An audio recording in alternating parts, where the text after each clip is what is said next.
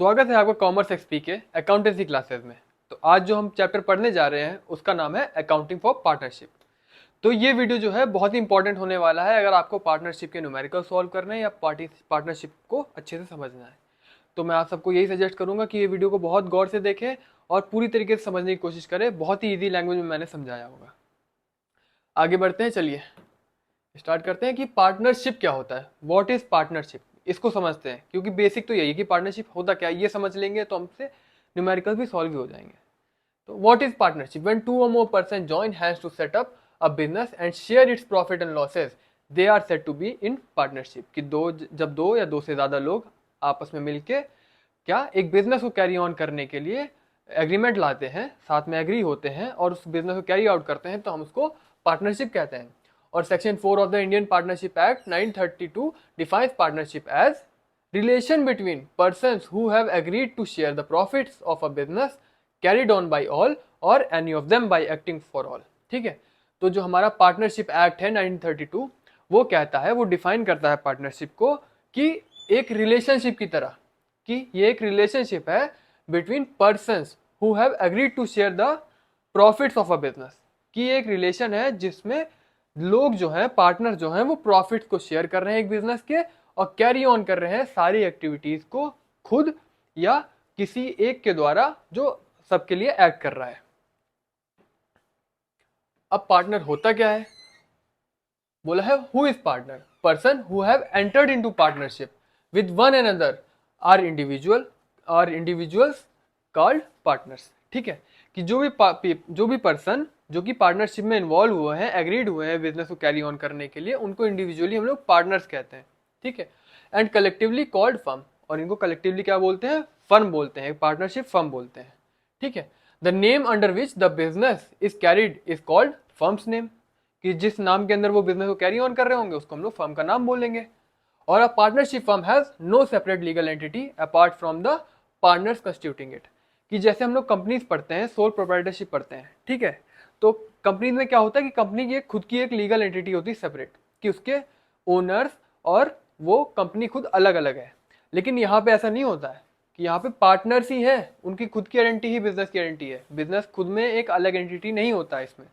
तो पार्टनर्स क्या होते हैं? पार्टनरशिप फर्म जो है उसकी खुद की एक अलग से एंटिटी नहीं होती, सेपरेट लीगल एंटिटी नहीं होती है।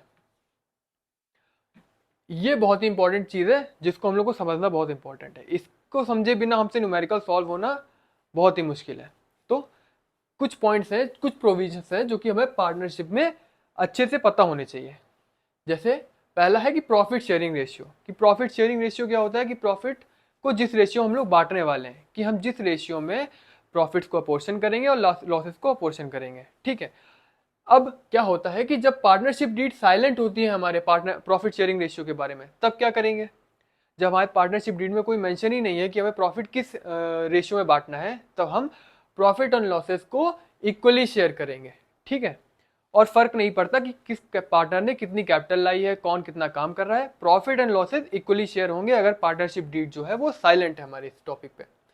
इंटरेस्ट ऑन कैपिटल की बात करते हैं। इंटरेस्ट ऑन कैपिटल क्या है? जो भी पार्टनर पैसा लगा रहा है इनिशियली या बाद में एड ऑन कर रहा है, तो उस पर क्या उसको इंटरेस्ट मिलेगा? तो अगर पार्टनरशिप डीड जो है वो साइलेंट है इंटरेस्ट ऑन कैपिटल के टॉपिक पे, तो कोई इंटरेस्ट ऑन कैपिटल नहीं मिलेगा। तो no partner is entitled to claim any interest, इसलिए मैंने हाईलाइट भी कर रखा है कि on amount of capital contributed by him in the firm as a matter of right. ठीक है, लेकिन however interest can be allowed when it is expressly agreed by the partners. ठीक है, कि अगर पार्टनर से एक्सप्रेसली एग्रीड कर रखा है, कि उनने पहले से एग्रीमेंट बना रखा है कि हम लोग इंटरेस्ट ऑन कैपिटल लगाएंगे, तब तो हम इंटरेस्ट ऑन कैपिटल चार्ज कर सकते हैं, उनको प्रोवाइड करा जाएगा उनके कैपिटल अकाउंट में। इंटरेस्ट ऑन ड्राइंग की बात करते हैं तो इंटरेस्ट ऑन ड्राइंग क्या है? जो भी पार्टनर जो है पैसा निकालते हैं टाइम टाइम पे अपनी कैपिटल में से कुछ पोर्शन निकाल रहे हैं, क्या उस पर भी कोई इंटरेस्ट लगेगा? तो no interest is to be charge on the drawings made by the partner if there is no mention in the deed. कि अगर डीड में मेंशन नहीं है तो कोई भी इंटरेस्ट ऑन ड्राइंग नहीं लगाया जाएगा। रेम्यूनरेशन की बात करें firms of for firms work, कि अगर कोई भी पार्टनर काम कर रहा है जो फर्म में पार्टनरशिप में बिजनेस को कैरी ऑन कर रहा है, क्या उसको कोई रेम्यूनरेशन मिलेगी, कोई सैलरी मिलेगी? अगर हमारी पार्टनरशिप डीड नहीं कहती है किसी भी सैलरी के बारे में, उसने एग्रीमेंट में नहीं है, तो हम लोग कोई भी रेम्यूनरेशन या नहीं देंगे। तो no partner is entitled to get salary और other remuneration for taking part in the conduct of the business, ठीक है, unless there is a provision for the same in the partnership deed. और in points के अलावा कुछ दो additional point है जो हमको जानना बहुत जरूरी है। तो बोलता है if partner derives any profit for him herself from any transaction of the firm और from the use of the property of the business और कनेक्शन ऑफ द फर्म और the firm's name, he shall be account for the profit and pay to the firm. कि अगर कोई partner जो है वो क्या कर रहा है, डिराइव कर रहा है कोई भी प्रॉफिट किसी ट्रांजैक्शन से, ठीक है, जो कि फर्म के नाम पर हो रहा है या फर्म की प्रॉपर्टी यूज करके हो रहा है या किसी भी तरीके से फर्म से कुछ कनेक्शन रखता है, तो जो भी वो पार्टनर ने प्रॉफिट डिराइव करा होगा उसको वो फर्म को वापस पे ऑफ करना पड़ेगा, ठीक है। Shall account for the profit and pay it to the firm, कि उसको फर्म को वो प्रॉफिट वापस करना पड़ेगा, ठीक है। और दूसरा पॉइंट क्या है कि if a partner carries on any business of same nature as and competing with that of firm, कि जो हमारा पार्टनर है वो खुद एक और बिजनेस कर रहा है जो कि सेम नेचर का है और कंपीटिंग नेचर का है बिजनेस पार्टनरशिप फर्म के बिजनेस के, ठीक है। तो इस केस में क्या होगा कि उससे भी जब पार्टनर जो कोई प्रॉफिट डिराइव करेगा उसको वो भी फर्म को वापस पे ऑफ करना पड़ेगा। तो कोई भी competing activity partner carry on नहीं कर सकता साइड में बिजनेस के, क्योंकि वो पार्टनरशिप में आया है तो उसको सिर्फ पार्टनरशिप का बिजनेस चलाना है, सेम एक्टिविटी वो अलग से नहीं कर सकता है। फीचर्स की बात करते हैं। फीचर्स ऑफ पार्टनरशिप क्या होते हैं? ये तो बहुत बेसिक है कि 2 और मोर पर्सन होने चाहिए, 2 या 2 से ज़्यादा पर्सन होंगे तभी हम लोग पार्टनरशिप कहेंगे, ठीक है। सिंगल पर्सन पार्टनरशिप नहीं कहलाता है, वो सोल प्रोप्राइटरशिप कहलाता है। लेकिन इसमें एक पॉइंट हमको ध्यान रखना है कि there is however a limit on the maximum number, कि मैक्सिमम नंबर पे एक लिमिट है। तो जो हमारा कंपनीज एक्ट का सेक्शन 464 है वो कहता है कि सेंट्रल गवर्नमेंट को अथॉरिटी देता है कि सेंट्रल गवर्नमेंट डिसाइड करेगा कि मैक्सिमम नंबर ऑफ पीपल कितने हो सकते हैं एक पार्टनरशिप में। लेकिन उसने एक लिमिट सेट कर रखी है कि वो 100 से ज़्यादा नहीं हो सकते, कि सेंट्रल गवर्नमेंट भी है वो 100 से ज़्यादा पार्टनर्स को अलाउ नहीं कर सकता है।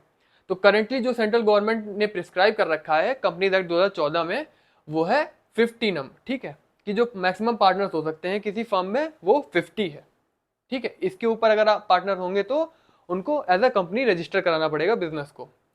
अब सेकेंड पॉइंट क्या है? एग्रीमेंट। सिंपल सी बात है कि पार्टनरशिप एक किसका रिजल्ट है? एक एग्रीमेंट का रिजल्ट है, कि उनने डिसाइड करा कि वो कोई बिजनेस कैरी ऑन करेंगे और उनने एग्री कर रखा है कि वो उसका प्रॉफिट कुछ रेशियो में शेयर करेंगे, कुछ सैलरी लेंगे कुछ एग्रीड वे में, और वो सब प्री डिसाइडेड एग्रीमेंट होता है। तो एग्रीमेंट होना ज़रूरी है कि जिसमें वो डिसाइड करेंगे कि कौन काम करेगा, कौन क्या काम करेगा, कैसे प्रॉफिट को शेयर करा जाएगा, किसको सैलरी दी जाएगी, किसको सैलरी नहीं दी जाएगी, ताकि कोई भी डिस्प्यूट ना हो सके और डिस्प्यूट्स को हम लोग अवॉइड कर सकें। अब एग्रीमेंट के बारे में क्या है कि एग्रीमेंट 2 तरीके के हो सकते हैं, रिटन या ओरल, और कंपनीज एक्ट दोनों को ही अलाउ करता है, दोनों को ही लीगल या वॉइड मानता है, ठीक है। लेकिन प्रीफर किसको करा जाता है? प्रीफर करा जाता है कि रिटन एग्रीमेंट हो, क्योंकि रिटन एग्रीमेंट को कोर्ट ऑफ लॉ में प्रूव करना ईजी होगा।